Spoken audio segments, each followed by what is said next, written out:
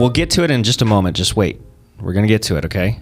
Greetings, red tie community. It's the ball guy in the red tie, John Butler, your favorite red tie wearing host, with a very special guest today.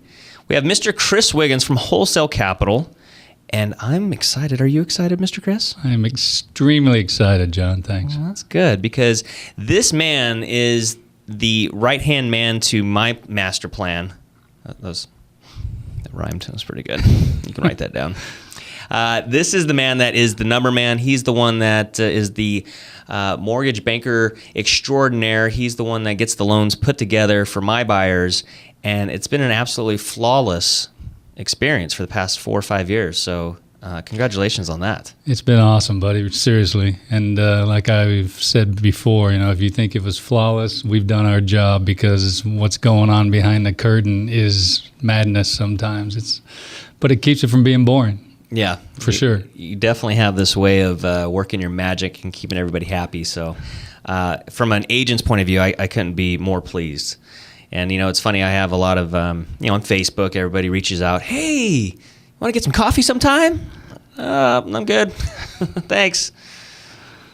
Yeah, I don't buy you coffee, sorry. Yeah, no coffee from Mr. Wiggins, but I get excellent service. All right, on. And that means more than anything else. So how long have you actually been into the real estate loan business?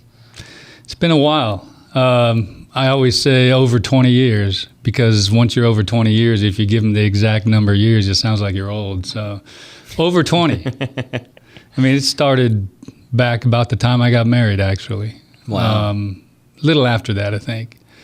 If you want the full history. I want the full history. I was born in East LA. I was a very needy child. I was allergic to bees, had asthma, cracked my head twice. I got a big X on the back of my head. So the parents figured, let's go out to the sticks. Might be a little safer. You can fall in bushes and sit on cement, something like that. Wow. So we moved to a farm, had 100 pigs, had 5 acres, a cherry orchard, just chores every day. And that taught me one major lesson, that I'd never, ever want to be a farmer. Those guys got to work way too hard, right? So then in college, I did the college thing. You get into bartending and restaurant management and all that, but you're gone 80 to 90 hours a week. And then I met my future wife, and she said, man, this is awesome, but I'd like you home now and then, which some wives do, which I got lucky there. So I had to go back and find something that I like to do. And I graduated from UCSD, so I went back there to their career department, found out I like numbers, and went and found a starting job, like I said, over 20 years ago, and been at it ever since, man. It's never boring. That's interesting, man. I always love people's origin stories, where they came from, how they fell into this, because I don't think anybody ever wakes up and like, I want to get into real estate. I want to be a lender. I want to be an agent. It's more like, well, nothing else I could do. I might as well do this. I wanted to be a doctor. Then you take organic chemistry, and that changes your major pretty quick. So. Yeah. But I was always the annoying kid in class that when we did multiplication, the teacher would yell out multiplication tables, and the first one to scream the answer got a piece of candy. And I'd be the annoying kid with the pile of candy in front of me. So I knew I liked numbers, and that's where it led me. You're that mental calculator. But what I think is interesting is that, typically people that are very numerically oriented maybe lose it on the personality, but you actually have a really good personality. So, wow. I mean, I assume that's why your wife married you, because it's certainly not the looks. I won Mr. Congeniality. I love. Yes, I heard that. By the way. You heard that. All right, you got that uppercut there.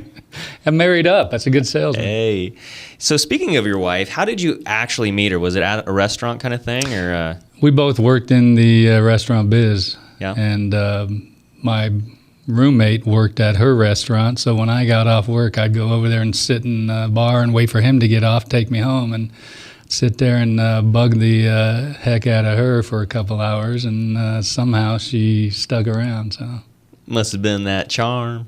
Something. That pig farmer charm. And speaking of smooth guy, a lot of my clients will go, John, I just got off the phone with Chris Wiggins, and I can't place his voice, but it sounds so familiar. And I said, yeah, it's probably from Dazed and Confused with Matthew McConaughey, because I'm going to ask you to say it. Say, all right, all right, all right. Do it. Do it. All right, all right, all right. I've done it. Now we can move on. Be a lot cooler if you did. Oh, man, it's been fun. It has been a lot of fun, actually. That's what's cool about this business. You meet some people you like hanging out with, actually. So. Well, and it's 100% a relationship business, you know, and it's all about who you know and who you know that can get things done. And I feel so fortunate to be able to work with you because I hear horror stories from other agents about lenders and stuff like that. And it's like, I know when you say that a buyer's approved, that they're approved. It's the real deal. And that gives me a lot of confidence when I'm, you know, talking about you to the clients and things like that. And you're also one of the most featured guests on my YouTube channel. In fact, we actually have an episode series called Real Estate is Not a Four-Letter Word. And so when a buyer comes to me and they go, John, I need to talk to someone about financing. Do you know anybody? And I go, you bet I do. Because he's kind of a big deal. He's kind of the Ron Burgundy of real estate lending. And so I will typically send them one of these episodes. And in fact, I think Mr. Tyler the Tech is going to get that queued up for us so we can show the Red Tie community audience because it's quite a video. That'll be a hoot. Yeah, because your office smells of rich mahogany. Here we go. Welcome to the show. Woo! Greetings, Red Tie community. It's the bald guy in the red tie, John Butler, with this other bald-headed friend of mine, Mr. Chris Wiggins, the greatest real estate lender of real estate finances of all time from Wholesale Capital. How's that for an introduction? It's a good start. Yeah. Where do you go from here? Well, let's talk about four-letter words in real estate because real estate is not a four-letter word. In fact, we're going to be talking about information that's going to be so informative, you're going to be very informed. You're funny. Today's real estate question of the day comes from Dr. S with Bear Creek Chiropractic. Dr. S asks, I'm tired of renting. What is the first step in the home buying process? So the first step, very important, very important. You need to get pre-approved for your home loan. The seller's going to want to know that you're an approved, qualified, ready to purchase a home kind of buyer. So the first step in the process, it's all about me. I'm very important. You need to come see me first. Me. It's all about me. I'm very important. I have many leather-bound books, and my apartment smells of rich mahogany. So I know that seemed a little presumptuous of Mr. Wiggins here, but it is in fact all about him at the beginning because if you can't get the finances for your loan, then there's no purpose in looking at houses, really. So if you'd like an actual free consultation with Mr. Wiggins and myself so you can talk about the numbers and we can look at houses, make sure you give us a call and we'll get that going for you. And other than that, that concludes our episode because real estate does not have to be a four-letter word. See you next time. Bye-bye. Bye-bye. Thanks for watching the show. Woo! So that's people's first impression of you is a Ron Burgundy. Yeah, we are kind of full of ourselves, aren't we? Well, it's important to have fun because I have a transaction going on right now, and it's stressful, but I am able to establish a connection with the clients with humor, and it really does make all the difference because sometimes you need that pressure release valve, you know, because that pressure of all the stress of, you know, financing and all that kind of stuff, and I'm glad I found someone with a similar personality here. It's a tough process, right? I mean, It really we've talked about it before, and it's even one of our episodes. It's one of the biggest things people ever do. But if we could just bring a little bit of levity along with professional service, man, I just think that's how I would want it to go for me, right? Not all seriousness, because it's a stressful process. So however we can loosen that up a little bit, you know, cheesy little videos like that. Hopefully that brings a smile. Hopefully it brings a little information. That's what our goal was, right? Absolutely. So. And so when we were thinking of the series, you know, I wanted, you know, obviously some kind of red tie-in kind of thing, but you're like, no, John, I've thought of the perfect title. How did you come up with that title? Well, I mean, like I said, it's a difficult business. So some clients obviously don't have a whole lot of fun with it, and they have used a lot of four-letter words. Lord willing, not to me, at least not to my face, maybe behind my back, but regardless, it can be a frustrating business. So hopefully we give them a little bit of knowledge, we give them a little bit of humor, so there's less 4-letter words. And that's basically, I'm sitting there going, yeah, real estate should not be a 4-letter word. And of course, your first comment was, well, it's not. But hey, there's a little humor in the name, 4LW. Now we got a whole logo and everything. Little play on words there, and it's been fun shooting those episodes because it always comes up. It's like, well, because real estate is a process, and so like any process, there's something that comes up over and over again. And so I think when you can actually use video and leverage that and say, hey, look, I know you're stressed about this certain situation, but guess what? We've gone through it so many times. We've made a video about it. Yep. So watch this video. And, they'll be fuming, they'll be all upset and mad and stuff like that. And then they'll watch, and then it's a little bit of humor, a little bit of comedy and stuff like that. And they go, okay, A, I'm not alone. This is a common thing. And B, that was kind of funny. And that helps. The humor. Yeah. How many times have we told, or you hear other lenders out there say, hey, I told them not to go open that credit card. I told them not to go put all that stuff on layaway for the new furniture and the new appliances. I told them not to go buy a car. So we did a video on that. And if you mix it with a little humor, it tends to stick in their mind a little better. So thank the good Lord, we have a little less of that trouble in escrow if we just make sure that they understand. Be a robot for a month. Don't do anything fun, and we'll get you into your house. And I think that's a great segue for this video about what not to do in real estate. Real estate's not a 4-letter word episode. So let's check this out. Welcome to the f***ing show. Woo! Greetings, red tie community. It's the bald-headed, bearded guy in the red tie. Bearded. And Mr. Chris Wiggins from Wholesale Capital. How you doing today, Chris? Fabulous. Thank you, John. All right. Well, today's episode of Real Estate is not a 4-letter word because, honestly, you don't want to be using 4-letter words in the real estate process. No, sir. And that's why we're here, you and I. Yes, sir. To educate them on what happens. For sure. So are you excited for today's question? I can't wait. Let's get to it. All right. Here's the question. Today's real estate question of the day comes to us from Fletcher Christian. Fletcher asks, what are some things not to do when on the voyage to purchase a home? Fantastic questions. So what exactly are the do's and don'ts, Mr. Wiggins? Tell us, please. We're eager to know. That is a good question, Fletcher. So when you're buying a home, you're going to be asked for a lot of paperwork up front. You come up with all of your taxes and your W-2s and pay stubs and bank statements, etc. Well, you're not done at that point, John. The process of the loan can take anywhere from 30 to 60 to 90 days, depending on how long it takes you to find a home once you're pre-approved. During that entire time, you don't want anything to change. So you don't want to go out there and buy a new car. You don't want to go out there and buy some furniture for the new home. You don't want to go out there and rack up all kinds of new credit card debt. Other things, you don't want to be late on your payments. Lord forbid, you don't want to lose a job, obviously, while you're in escrow. Quite frankly, I'm sorry. I don't get it. I don't see it. I'm not impressed. Not one iota. You're fired. What? I always tell my clients, be boring, be bland. We'll give you back your life after we close escrow. It was a dream. I dreamt the whole thing. It was just a bad dream. Good morning, sir. Merry Christmas. Coleman, I've had the most absurd nightmare. I was poor and no one liked me. Fantastic information, Mr. Wiggins. As always, dropping wisdom and knowledge on the real estate is not a 4-letter word community. So thank you so much for that. Yes, sir. And if you have a question, make sure you send us the question so that way we can answer it on the next episode. Yeah. For Chris Wiggins and Ball Guy Red Tie, remember, real estate is not a 4-letter word. See you on the next one. Bye-bye. Thanks for watching the f***ing show. Woo!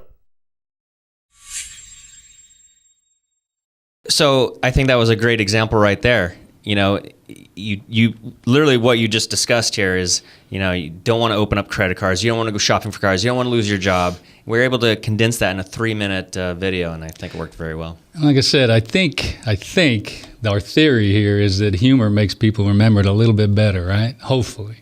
Well, that, and I think humor always releases the feel-good juices in the brain, and so that helps dissolve some of that stress and frustration and anger that sometimes can happen in a real estate transaction. So real estate is not a 4-letter word. And it makes them say, I want to work with that dude. Right?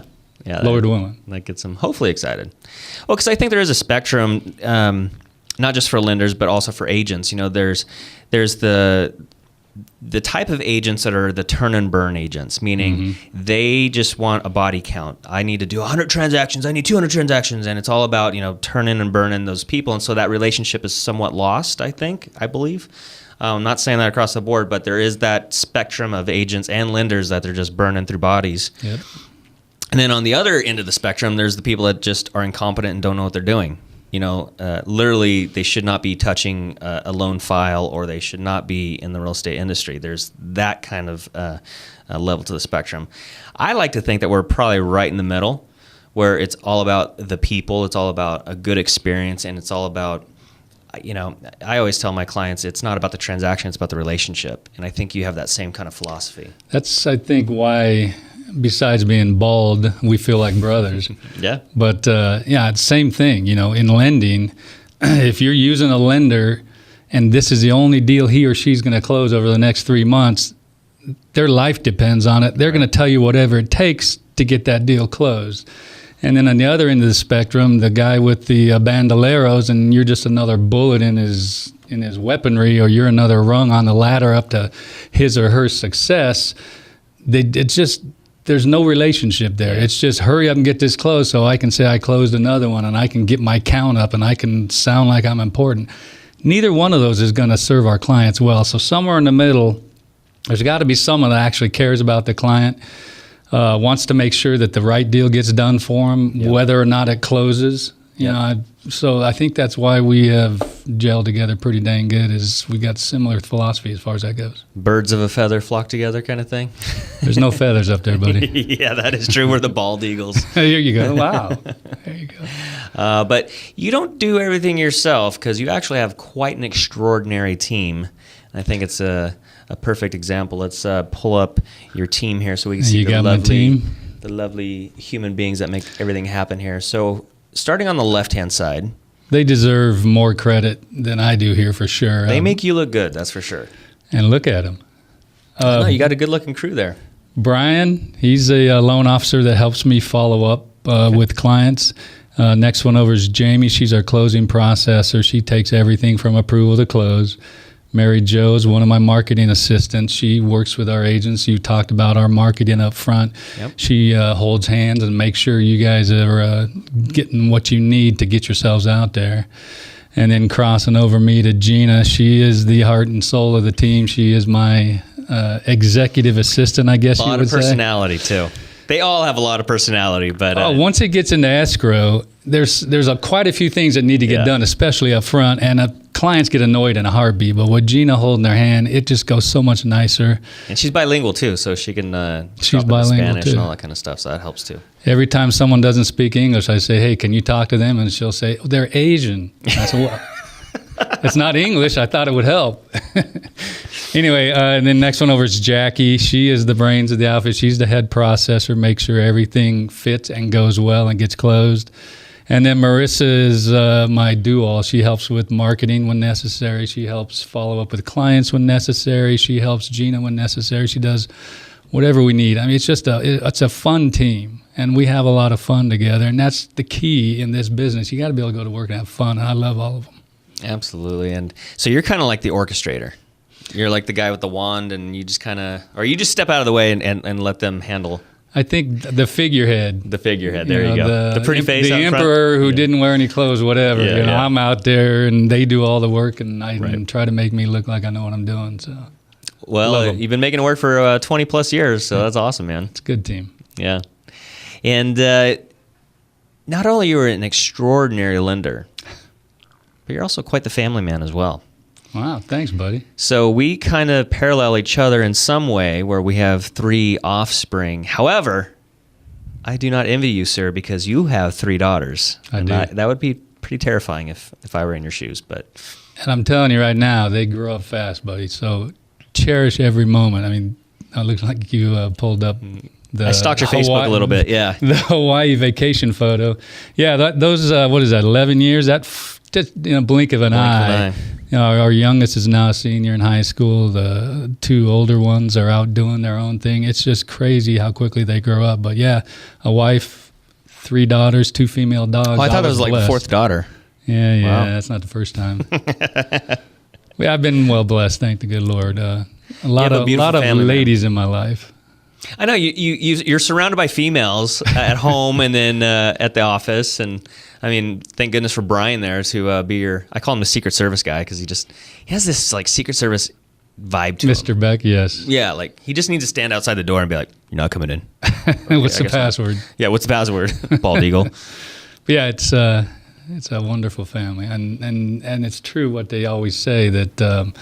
You know, you worry more about girls as they grow up. So, you know, now that they're close to all being adults, I still worry more about them every day. So that's just never going to end. Oh, man, I believe it. I believe it. Right now, my kids are 12, 10, and 7. And so the 12-year-old right now, it's junior high, it's 7th grade. And I had a pastor one time say that even as adults, we're all working out our 7th grade wounds and dramas and stuff like that. You know what I mean? It's that's true. That's a tough age, dude. It's really tough. hard. And but you actually got them through high school, almost all of them. You got some drama coming when they become teenagers. It kicks it up a couple notches. But like I said, I wouldn't have missed it for the world. So it's been awesome. That's cool. So the next phase in your life is going to be grandpa. That's a ways off, hopefully. Yeah. Oh, man. That just wait for that phone call, buddy. But Dad, are you sitting down?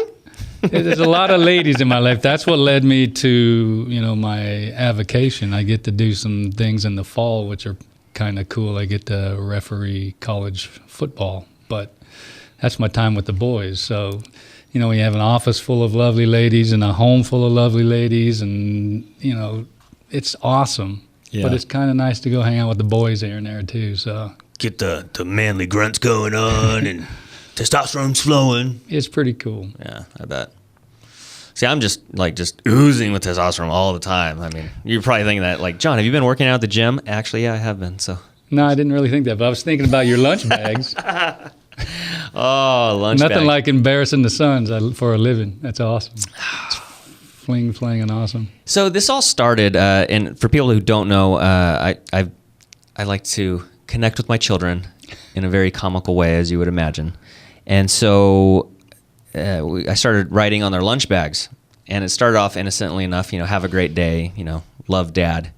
And then, I think he got some flack because I put love Dad, right? And then so the next day it was like, Dear Snooky Wookie Bum Bums, I hope you have a nice day. Try not to pee your pants again. Love Daddy Schnookum Bums, And then so I guess his friends just roasted him. And then he started liking it, Jack, the 12-year-old. And then so now it's turned into a thing. And my 4th grader was into it for a while. But like last week, he told my wife, Jen, he's like, Mom, can I have a lunch pail again? So Dad doesn't. Hey, it's making your boys tougher. Hey, I'm building character. My mom's greatest gift to me was a sense of humor and sarcasm and all that kind of stuff. And I dedicated my book to her, and I said, she taught me how to laugh at life and nobody else thinks it's funny.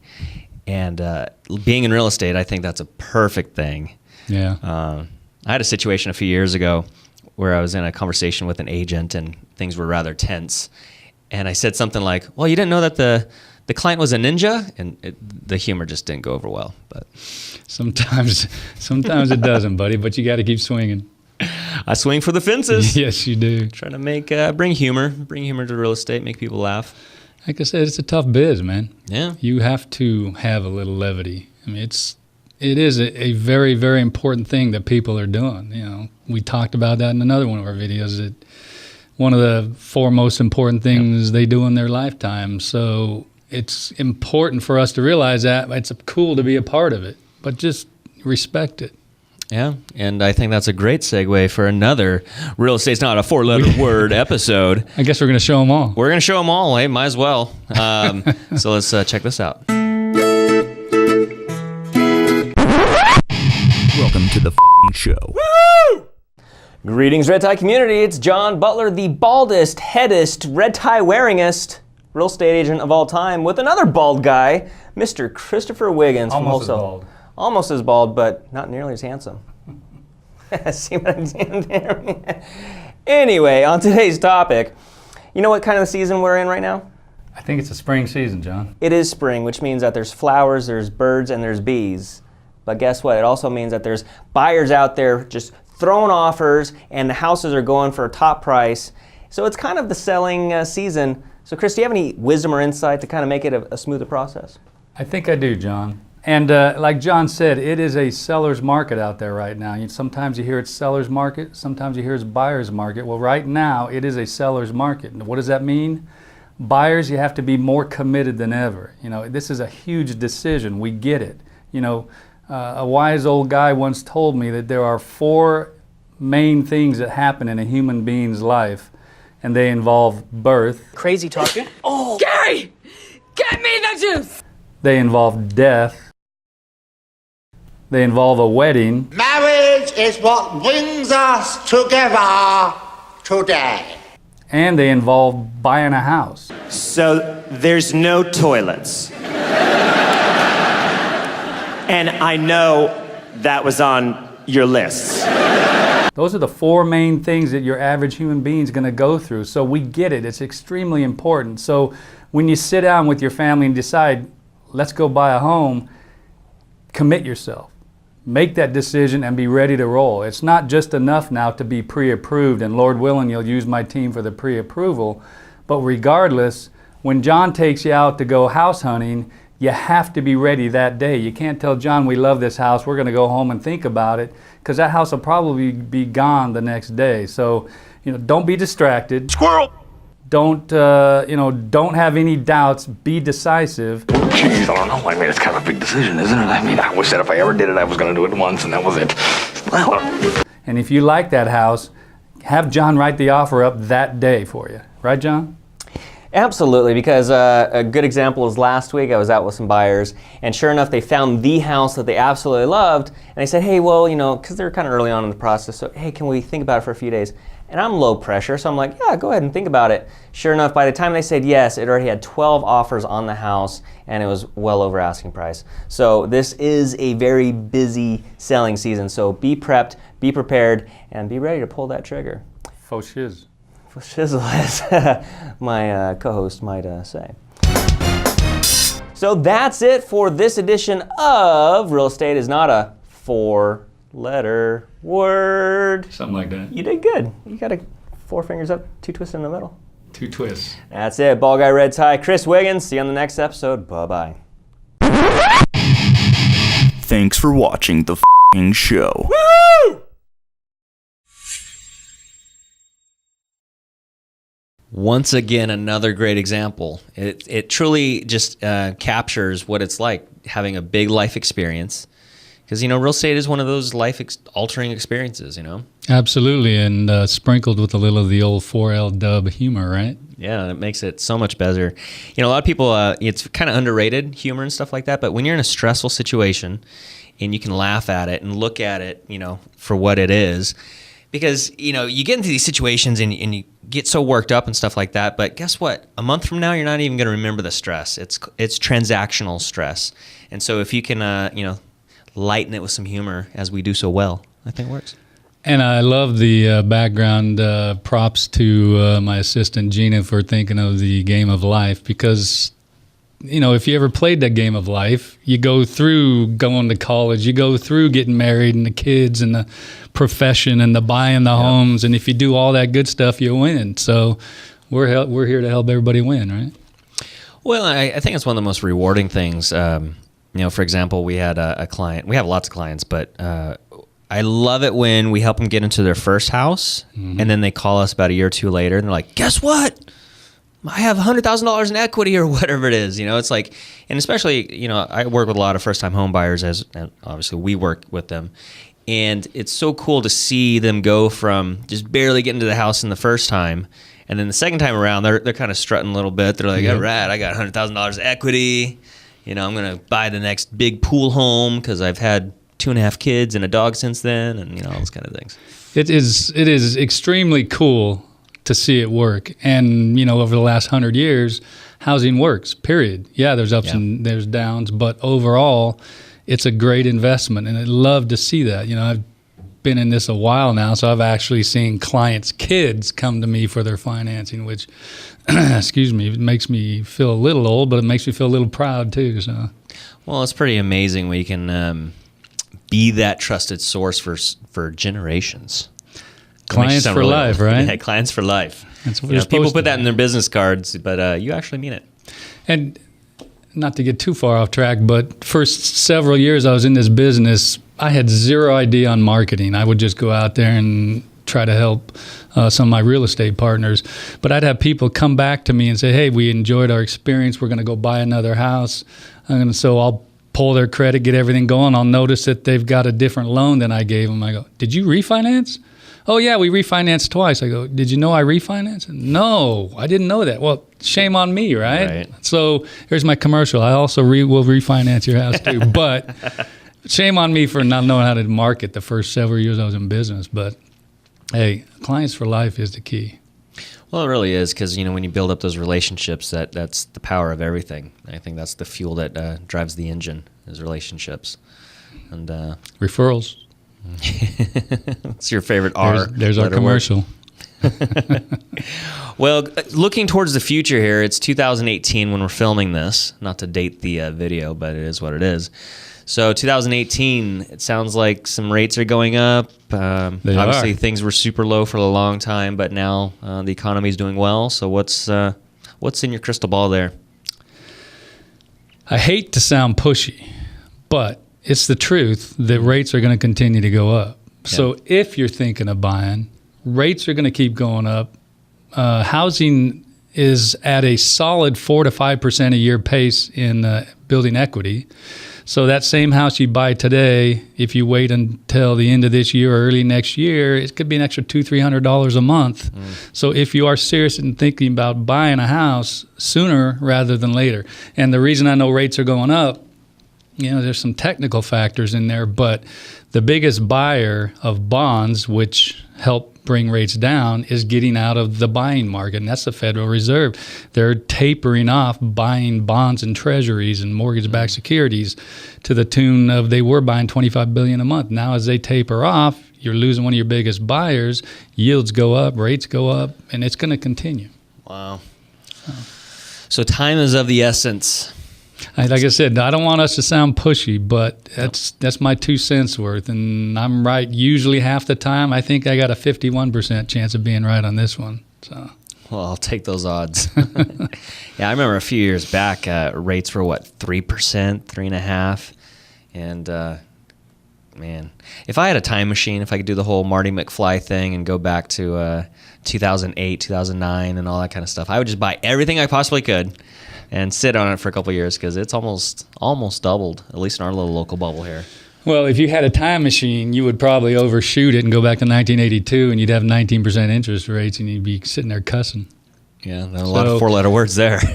Historically, these rates are incredible. No, they're not 3% anymore, but doggone, 5% versus my first house, I got at 12% adjustable. And that was good, right? Oh, I thought it was great. I had no idea, but 5%, it's still historically awesome. Don't let that slow you down if you're seriously looking into getting into some sort of investment. Man.